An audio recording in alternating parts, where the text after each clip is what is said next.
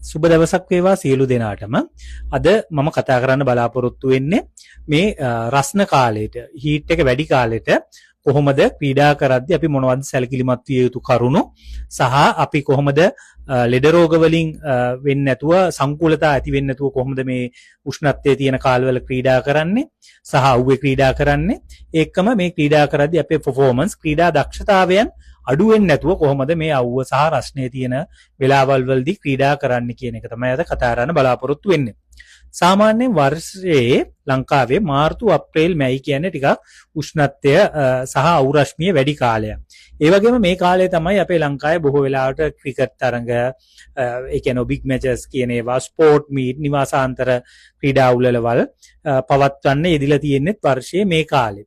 ඒක නිසා ක්‍රීඩිකාවෝ අපි දකිනවා බොහෝ වෙලාවට පාසල් ළමයි මේ අවුවේ ක්‍රීඩා කරනවා සහ ප්‍රැක්ටිස් කරනවා. ඉතින් ඔයාලා දැන්ටම දන්නවා ඇති මේ අවුවේ උෂ්ණත්වය වැඩි කාලයක උෂ්ණත්වය වැඩිපුර ක්‍රීඩා කිරීමේදී අපේ ඇඟේ උෂ්ණත්වය වැඩිවීම නිසා එකක් අපිට අහිතකර සෞඛ්‍ය බලපෑම් ඇති වෙන්න පුළුවන්. අනිත් එක තමයි අපිට අපේ ක්‍රීඩා දක්ෂතාවයන් අඩුවීම පවා වෙන්න පුළුවන්. ඉතින් මේක එක එක මට්ටමින් තියෙනවා. යම් සමහර වෙලාවට මේක අඩු මට්ටමින් තියෙන්න පුළුවන්. සමහර වෙලාවට මේක වැඩි මට්ටම දක්වා ගිහිල්ලා ජීවිත අනතුරු පවා සිද්ධ වෙන්න පුළුවන් මේ අධික තාපය හේතු කොටගෙන. ඉතින් අපි බලමු මේ කොහොමද අපි ක්‍රීඩා කරද්දී අපේ ඇඟේ උෂ්ණත්වය වැඩි වෙන්නේ සහ මේ තාපය අපිට බලපාන්නේ කොහොමද, හීට් එක බලපාන්නේ කොහොමද කියලා. අපි විශේෂයෙන්ම අවුවේ ක්‍රීඩා කරද්දී මේ සූර්ය රශ්මියෙන් සූර්ය කිරණ වලින් සන්ලයිට් එකෙන් එන කිරණ අපේ ඇඟට පතිත වීම නිසා එක පැත්තකින් අපේ උෂ්ණත්වය වැඩි වෙනවා. ඒකම උෂ්ණත්වය අවුවේ ක්‍රීඩා කරද්දී බාහිර පරිසරයේ වායුගෝලයේ තියෙන උෂ්ණත්වය අපේ ඇඟට අවශෝෂණය වීමක් වීම නිසා අපේ ඇඟේ රස්නය ටෙම්පරේචර් එක වැඩි වෙනවා. ඒකම තව දෙයක් තමයි අපි ක්‍රීඩා කරද්දී අපේ උෂ්ණත්වය අපේ මසල්ස් වල ඇක්ටිවිටි, මාංශපේශීන් වල ක්‍රියාකාරීත්වය නිසා අපේ ඇඟ ඇතුලේ හීට් එකක් ජෙනරේට් වෙනවා, තාපයක් නිපද වෙනවා. එතකොට මෙන්න මේ කාරණා ඔක්කොම එකතු වුණාම අපේ ඇඟේ උෂ්ණත්වය වැඩි වෙනවා සහ තාපයක් අපේ ඇඟ ඇතුලේ නිෂ්පාදනය වීම එක්ක අනවශ්‍ය විදියට උෂ්ණත්වය වැඩි වුණොත් මේක අපිට අහිතකර ලෙස බලපාන්න පුළුවන්. ඉතින් අපි කොහොමද අඳුනගන්නේ අපේ ඇඟේ උෂ්ණත්වය මේ අහිතකර විදියට වැඩි වෙනවා කියලා අඳුන ගැනීම වැදගත්. එහෙම මේ වගේ රෝග ලක්ෂණ තියෙනවා නම් අපි අනිවාර්යයෙන්ම ක්‍රීඩා කිරීම නවත්තලා එයාව ඒකෙන් මුදවා ගැනීම කරන්න ඕනේ. අපි සාමාන්‍යයෙන් මේ ඇඟේ උෂ්ණත්වය වැඩි වෙද්දී අපිට දකින්න ලැබෙන රෝග ලක්ෂණ තමයි එකක් හිස රදේ එන්න පුළුවන්, කලන්තය, කරකැවිල්ල, අධික තිබහ, ඒ වගේම අපිට සීකල්පනාවේ වෙනස් වීම වෙන්න පුළුවන්. අපි කියනවා ඒකට කන්ෆියුෂන් කියලා. ඒකම අපිට තරහ යාම, නොරුස්සන ගතිය, ඒ වගේ දේවල් වෙන්න පුළුවන්. වමනය උගුරට එනවා, ඒ වගේ දේවල් වෙන්න පුළුවන්. ඒකම අපිට සිහි නැතිවීම වගේ දේවල් පවා වෙන්න පුළුවන් මේ තාපයේ වැඩිවීම නිසා ඇතිවෙන සංකූලතා තත්ත්වත් එක්ක. ඒ වගේ සංකූලතා තත්ත්ව කීපයක්ම වෛද්‍ය විද්‍යාවේදී, ක්‍රීඩා වෛද්‍ය විද්‍යාවේදී කියනවා. ඒවා තමයි එකක් හීට් ඉල්නස් කියලා අපි ඒවා පොදුවේ කියනවා. එතකොට ඒවා යටතේ හීට් එක්සෝෂන්, හීට් ක්‍රෑම්ප්, හීට් ස්ට්‍රෝක් කියන්නේ ඒකේ ගොඩක් අවදානම් තත්ත්වයක්, ජීවිත අවදානම් පවා තියෙනවා. ඉතින් මං කිව්වා වගේ ඉස්සෙල්ලා කිව්වා වගේ රෝග ලක්ෂණ පෙන්눔 කරනවා නම් මේ වගේ කලන්තය, සිහිමද ගතිය, හිස රදය, වමනය, කරකැවිල්ල, ඒ වගේ දේවල් පෙන්눔 කරනවා නම් ඔයාලා ඉක්මනින්ම ක්‍රීඩා කිරීම නවත්තන්න ඕනේ. නැවැත්වීමත් එක්කම ඔයාලා ඒ ක්‍රීඩිකාව සිසිල් ස්ථානයකට අරගෙන යන්න ඕනේ. හෙවණ තියෙන තැනකට අරන් යන්න ඕනේ. ප්‍රශ්නේ නැති කූල් එන්වයරන්මන්ට් එකකට අරන් ගිහලා එයාට පුළුවන් තරම් එයාගේ අනවශ්‍ය ඇඳුම් අයින් කරලා එයාට පවන් සලලා ෆෑන් එකක් වගේ දාලා අපිට පුළුවන් වතුර, සිසිල් වතුර එයාට ස්ප්‍රේ කරන්න වගේ දේවල්, සිසිල් වතුර පානය කරන් දෙන්න පුළුවන්, කූල් වෝටර් දෙන්න පුළුවන්. ඒ වගේ ප්‍රථමාධාර කරන්න පුළුවන්. ඒකම ඔයාලට පොඩි හරි සැකයක් තියෙනවා නම් මේක මෙයා විශේෂම සිහි කල්පනාව අඩු ගතියක් වගේ එයාගේ මෙන්ටල් ස්ටේට් එකේ වෙනසක් තියෙනවා නම් අනිවාර්යයෙන්ම ඉක්මනින්ම රෝහල් ගත කිරීම ගොඩක් වැදගත් වෙනවා. ඒකෝට අපි බලමු කොහොමද මේ දේවල් වළක්වා ගන්න අපි ප්‍රිවෙන්ෂන් කියන එක, මේ හීට් ඉල්නස් එක වළක්වා ගන්න අපිට මොනවද කරන්න පුළුවන් කියලා. පළවෙනි දේ තමයි අපි ඇක්‍රමඩයිසේෂන් කියන එක කියන්නේ අපි ඒකට හුරු වීම කරන්න පුළුවන්. ඒ කියන්නේ අපි හිතන්නකො අපි අවුවේ ගොඩාක් රස්නේ පැත්තක අපි තරංගාවලියකට සහභාගී වෙනවා නම් විශේෂයෙන්ම අපි දන්නවා නම් අපි දැන් අනුරාධපුරයේ හරි ඔය යාපනයේ වගේ ගොඩක් ටෙම්පරේචර් එක වැඩි ප්‍රදේශයක මැචස් වලට යනවා නම් සහ දවහල් වරුවේ නම් මේ මැච් තියෙනවා කියලා දන්නේ අපි සති දෙක තුනක වගේ ඉඳන් අවුවේ දැන් අපි කොළඹ මාතර හරි කොහේ හරි ට්‍රේනින් කරන අපේ එන්වයරන්මන්ට් එක අවුව තියෙන දවල් ටික රස්නේ වැඩි වෙලාවක කිරීම මගින් අපේ ශරීරයේ උෂ්ණත්වයට යම්කිසි හැඩ ගැසීමක් සිද්ධ වෙනවා. ඒක එක ක්‍රමයක්. අනිත් දේ තමයි අපේ ඇක්ටිවිටිස් ස්පෙෂලි මේ ප්‍රැක්ටිස් වගේ දේවල් මේ ටෙම්පරේචර් එකත් එක්ක අපිට ඇඩ්ජස්ට් කරගන්න පුළුවන්. ඒවා අපි ගොඩක් අවුවක කරනවා නම් අපි වැඩි තීව්‍රතාවයකින් නැතුව අඩු තීව්‍රතාවයකින් ව්‍යායාම කරන එක වැදගත්. මොකද තීව්‍රතාවය වැඩි වෙන්න අපේ ඇඟේ මසල්ස් වලින් නිපදවන තාපය වැඩි වෙනවා. ඒකත් එක්ක අපේ මේ හීට් එක නිසා ඇතිවන සංකූලතා ඇති වෙන්න chance එක වැඩි. ඉතින් පුහුණුකරුවෝ විශේෂයෙන්ම ඔයාලට පුළුවන් ඔයාලා ප්‍රැක්ටිස් කරද්දී ඔයාලට තේරෙනවා නම් පරිසරයේ උෂ්ණත්වය වැඩි, ඉරව්ව වැඩි කියලා ක්‍රීඩිකාවන්ට අඩු තීව්‍රතාවයක ව්‍යායාම කියන එක වැදගත්. තව දෙයක් අපිට කරන්න පුළුවන් මේ ක්ලෝදින් කියන එක. ඇඳුම් අපි පැළඳීමේදී අවධානය යොමු කරන්න ඕනේ. ක්ලෝදින් මොකද අපි සැහැල්ලු ඇඳුම් අඳින එක වැදගත්. සැහැල්ලු සහ ලා පහටට උරු ඇඳුම් අඳිනවා නම් අපිට ඒකෙන් පුළුවන් මේ අපේ සූර්යාලෝකයෙන් එන තාපය අපේ ඇඟට අවශෝෂණය අවම කරගන්න. සැහැල්ලු ලා පහති ඇඳුම් අපි කළු පාට, තද පාටවල් වල ඇඳුම් අඳින්න හොඳ නැහැ. සුදු පාට, ලාකා පාට ඒ වගේ ලා පාට ඇඳුම් ඇඳින එක වැදගත්. සහ ඒ වගේම ඒවා ලිහිල් ඇඳුම් වෙන්න ඕනේ. හොඳින් අපේ ශරීරයට වාතාශ්‍රය යන්න හැකියාව ලැබෙන්න ඕනේ මේ ඇඳුම් එක්ක. අනිත් එක තමයි අපිට විශේෂයෙන්ම අපි ට්‍රේනින් කරන වටපීඨාව ගැන සැලකිලිමත් වෙන්න පුළුවන්. අවුව තියෙන තැනක උනත් අපිට පුළුවන් එයාලව එතන ග්‍රවුන්ඩ් එකේ අයිනක ගහක් යට හෙවණක වගේ ක්‍රීඩා කරන්න සලසා දෙන්න පුළුවන්. ඒකම තව වැදගත් දෙයක් තමයි අපේ ඇඟ කූල් කරන මෙකනිසම් එකක් තමයි දියර පානය, ජලය, හයිඩ්‍රේෂන් කියන එක ඉතාමත් වැදගත්. මේ අවුව කාලයට අපේ ඇඟේ ටෙම්පරේචර් එක වැඩි වෙන්න තියෙන chance එක වැඩි. ඉතින් ඒකත් එක්කම අපි ඩිහයිඩ්‍රේට් වෙන්න තියෙන chance එක වැඩි අවුවත් එක්ක. මොකද ඔයාලා දන්නවා අපිට ගොඩක් දාඩිය දානවා. මේ දාඩියත් එක්ක අපේ ඇඟේ වතුර සහ ලවණ පිට වෙනවා.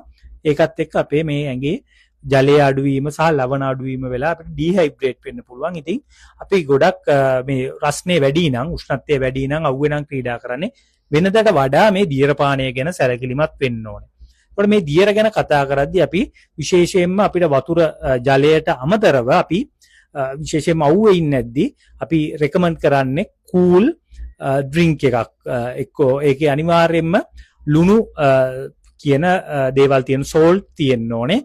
ඒකට ඒ වගේ වට උදාහරණ තමයි ජීවනී, තැඹිලි වතුර, පොල් වතුර, ඊට අමතරව ස්පෝර්ට් ඩ්‍රින්ක්ස්, ෆෘට් ජූස් ඒ වගේ දේවල් අපි යූස් කරන එක වැදගත් වතුර භාවිතා කරනවට වඩා. ඒකෙදී වැදගත් එක තමයි මේක අපි කූල් එකක් බොන එක. අපි දැන් ප්‍රැක්ටිස් කර ඉන්නේ නැද්දී ඒ අපේ වතුර බෝතලයත් අවුවෙම තියලා ඒකත් රත් වුණාට පස්සේ රස්නේ වතුර බොන එක වැදගත් වෙන්නේ නැහැ. අපි අනිවාර්යයෙන්ම කූල් සිසිල් ජලය තමයි පාලනය කරන්න ඕනේ, ජලය හෝ මේ දියර වර්ග. ලංකාවේ අපේ මතයක් තියෙනවා. මම ඕක ගොඩක් දේශනවලදී පුහුණුකරුවන්ට කියද්දී යාලා අහනවා ડોක්ටර් රස්නින් ඉඳලා අවුවේ ඉඳලා කූල් වතුර බොන්න හොඳ නෑ නේද කියලා. එහෙම එකක් නැහැ. ඇත්තට මේක අපේ තියෙන මතයක්, අපේ සමාජයේ මතයක්. ඒකේ විද්‍යාත්මක භාවයක් නැහැ. අපි ලෝකෙ බැලුවොත් ලෝකේ තියෙන මේ ක්‍රීඩා සංගම් වල වෛද්‍ය කමිටු සහ ලෝකේ තියෙන වෛද්‍ය කමිටු වලින් කියන්නේ කූල් වතුර බොන්න කියන එක තමයි. අවුවේ ඉන්නේ නැද්දී අනිවාර්යයෙන්ම කූල් වතුර බොන එක වැදගත්. ඒකෙන් අපේ උෂ්ණත්වය අනවශ්‍ය ලෙස වැඩිවීම අඩු කරගන්න පුළුවන්. ඉතින් අපි වෙනදට වඩා වැඩිපුර වතුර බොන්න ඕනේ. ඒ වගේම කූල් වතුර බොන එක වැදගත්. මම දැන් අපි ජාතික කණ්ඩායම් වල මම වෛද්‍යවරයා විදිහට ෆුට්බෝල් ටීම් එකේ අපේ ඇත්ලටික් පැරාලිම්පික් ඒ වගේ කණ්ඩායම් වල වැඩ කරද්දී මම විශේෂයෙන්ම උපදෙස් දෙන්නේ ක්‍රීඩිකාවන්ට සිසිල් වතුර බොන්න කියලා. විශේෂයෙන්ම අවුවේ දැන් අපේ මේ දවස්වල ටෙනිස් ටූර්නමන්ට් එකක් යනවා, ඉන්ටර්නැෂනල් ටූර්නමන්ට් එකක්. ඒකෙදි ඉන්ටර්නැෂනල් ප්ලේයර්ස්ලා ජාත්‍යන්තර මට්ටමේ ක්‍රීඩිකාවෝ ලංකාවේ තරඟ කරනවා. එයාලා අවුවේ ගොඩක් සෙල්ලම් කරන ඉඳ එයාලා අනිවාර්යයෙන්ම බොන්නේ කූල් වතුර. ඉතින් එයාලට කිසිම සංකූලතාවයකින් තොරව ඒක පානය කරනවා. ඒකේ ප්‍රශ්නයක් වෙන්නේ නැහැ. අනිත් දේ තමයි අපිට මේ ඇඟේ තියෙන හීට් එක අඩු කරගන්න තව ක්‍රමයක්, ස්පෙෂලි මැච් එකකදී, කම්පිටිෂන් එකකදී වගේ අපි මේකත් මම භාවිතා කරලා තියෙන ක්‍රමයක්. මේක ලෝකෙ පිළිගත්ත ක්‍රමයක්. අපි ෆුට්බෝල් මැච් වලදී අපි කරන්නේ හාෆ් ටයිම් එකේදී ප්ලේයර්ස්ලා ඇතුළට ආවහම අපි අයිස් දාපු ටවල්, අයිස් ටවල් මේ වගේ බෙල්ලට, යාළගේ කිහිලි වලට, ඉකිලි වලට තියෙනවා. එතකොට මොකද මේ බෙල්ල, ඉකිලි, කිහිලි ආශ්‍රිතව අපේ ඇඟේ තියෙන ප්‍රධාන ලේ නහර ගමන් කරනවා. එතකොට ඒ නහර ආශ්‍රිතව සිසිල් වීමත් එක්ක අපේ ඇඟේ ඇතුලේ ටෙම්පරේචර් එක අඩු වෙන්න උදව් වෙනවා. මේක මම අර ඉස්සෙල්ලා කිව්වා වගේ ටෙනිස් ක්‍රීඩාවේදීත් ගොඩක් යූස් වෙනවා. ඔයාලා දැකලා ඇති. එයාලගේ මැච් දෙකක් අතර ටයි එක දෙකක් මැදදී එයාලට හම්බෙන බ්‍රේක් එකේදී එයාලා හැමතිස්සෙම අයිස් තියෙන ටවල් ඇඟට යූස් කරනවා. ඒකම මට මේ පැරාලිම්පික් ක්‍රීඩාවලදී ප්‍රංශයේදී අපිට ලබා දුන්නා ඒ සංවිධායක මණ්ඩලය මේ ස්ප්‍රේ වතුර ස්ප්‍රේ, ඒක කමර්ෂල් කිට් එකක්. ඒකෙදී වෙන්නේ ජල වාෂ්ප අපේ ඇඟට ස්ප්‍රේ කරගන්නවා. ඒකත් ඇත්තටම සිහිල් කරන්න එක ක්‍රියාමාර්ගයක්. ඒක මට මතකයි ප්‍රංශේ පැරිස් නුවර ඒ තිබිච්ච පැරාලිම්පික් ක්‍රීඩාවලදී සමහර තැන්වල තිබ්බ වෝටර් ස්ප්‍රේ. අපිට එතන අපි ක්‍රීඩාගාර සහ ක්‍රීඩා ගම්මානය ඇතුලේ ඔලිම්පික් විලේජ් එක ඇතුලේ තිබ්බ වෝටර් ස්ප්‍රේ. අපි ඒව ඇතුලෙන් යද්දී අපිට ගොඩාක් සිසිල් බවක් දැනෙනවා. මොකද ඒ වතුර ස්ප්‍රේ එක අපේ ඇඟට එනවත් එක්ක අපේ ඇඟේ තියෙන තාපය, උෂ්ණත්වය අඩුවීමක්, හීට් එක අඩුවීමක් සිද්ධ වෙනවා. එතකොට මම ඔයාලත් එක්ක කතා කරා මේ වගේ අපිට මේක අඩු කරගන්න පුළුවන් ක්‍රම කීපයක්. ඊට අමතරව තව එකක් ස්පෙෂලි අපි කම්පිටිෂන් සහ ප්‍රැක්ටිස් වලදී කරන්න පුළුවන් දෙයක්. අපිට යම්කිසි ප්‍රමාණයකින් අපේ වෝම් අප් එක ටිකක් අඩු කරන්න පුළුවන් මේ උෂ්ණත්වය ගොඩක් වැඩි නම්. මොකද අපි වෝම් අප් කරද්දිත් අපේ බලාපොරොත්තු වෙන අපේ ටෙම්පරේචර් එක ඇඟේ වැඩි කරගන්න. ඉතින් මේක වැඩි කරගෙන යද්දී අපි රස්නේ වැඩි කාලවල වලදී විශේෂයෙන්ම අපිට මේක ඇඟේ හීට් එක වැඩි වුණොතින් අපිට අපහසුයි ක්‍රීඩාවට යද්දිත්, මැච් එකට යද්දිත් අපි ඕල්රෙඩි හයි ටෙම්පරේචර් එකක ඇඟේ යන්නේ. එතකොට ඒකෙන් අපේ දක්ෂතා අඩුවීම වෙන්නත් පුළුවන්. ඒකම සංකූලතා ඇති වෙන්නත් අවස්ථා වැඩි. ඉතින් විශේෂයෙන් ගොඩක් අවුව තියෙන දවසක නම් අපිට වෝම් අප් එක යම්කිසි ප්‍රමාණයකින් අඩු කරන්න පුළුවන්. ඒකේ ඉන්ටෙන්සිටි එක අඩු කරන්න පුළුවන්. වගේ දේවල් කරලා අපේ ශරීරයේ උෂ්ණත්වය පාලනය කරගන්න පුළුවන්. ඉතින් මං හිතන්නේ මම බොහෝ දේවල් කතා කරා. මොනවද මේ හීට් ඉල්නස් එක, ඒකත් එක්ක සංකූලතා ඇති වෙන්න පුළුවන් මොනවද, ඒවයි රෝග ලක්ෂණ මොනවද, සහ ඒවා වළක්වා ගන්න කොහොමද කියන එක අපි ගැන කතා කරා. ඉතින් තව එක පණිවිඩයක් අන්තිමට කියන්නම්. මේක අපේ සංවිධායකයන්ට, තරඟ සංවිධායකයන්ට සහ පුහුණුකරුවන්ට, ගුරුවරුන්ට වැදගත් එක. අපිට පුළුවන් මේ විශේෂයෙන්ම මේ තරඟ සහ ප්‍රැක්ටිස් මේ අවුව මග ඇරලා ටිකක් කරන්න. විශේෂයෙන්ම උදේ වරුවේ උදේ 10-11ට ඉස්සෙල්ලා රස්නේ ගොඩක් ඉරේලිය වැටෙන්න ඉස්සෙල්ලා සහ හවස 3-4න් පස්සේ වගේ තරඟ පවත්වන්න පුළුවන් නම් මේ අර 11-12-1-2 කියන වෙලාව මග අරින්න පුළුවන් නම් ඒකත් අපේ මේ සංකූලතා අඩු කරගන්න තවත් පියවරක්, විශේෂයෙන්ම මේ වගේ රස්නේ දවස්වල. හරි, මං හිතනවා මම ගොඩක් දේවල් ඔයාලත් එක්ක කතා කරා මේ සබ්ජෙක්ට් එකට සම්බන්ධව. ඉතින් ඔයාලට ඉදිරියේදී තව වීඩියෝ එකක් කරන්න බලාපොරොත්තු වෙනවා. කොහොමද හීතල වැඩි කාලවල වලදී කොහොමද අපි ක්‍රීඩා කරන්නේ, හීතල වැඩි ප්‍රදේශයකට ගිහිල්ලා අපි ක්‍රීඩා කරන්නේ කොහොමද කියලා. විශේෂයෙන්ම ලංකාවේ ක්‍රීඩකා විදේශ තරඟාවලි වලට ගියහම මේකට බලපානවා. සහ ලංකාවේ අපි දැන් කොළඹ ඒ වගේ ප්‍රදේශයක, එහෙම නැත්නම් අනුරාධපුරයේ ක්‍රීඩකාව නුවරඑළිය වගේ පැත්තකට මැච් එකකට ගියොත් මේ හීතල කියන එක බලපානවා. ඒකෙන් අපේ ක්‍රීඩා දක්ෂතා අඩු වෙන්න පුළුවන්.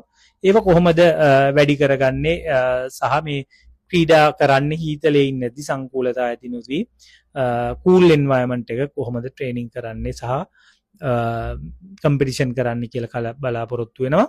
ඉතින් ගිහින් එන්නම්. මම වෛද්‍ය චතුර එදිරිසිංහ, ක්‍රීඩාව හා ව්‍යායාම පිළිබඳ වෛද්‍ය.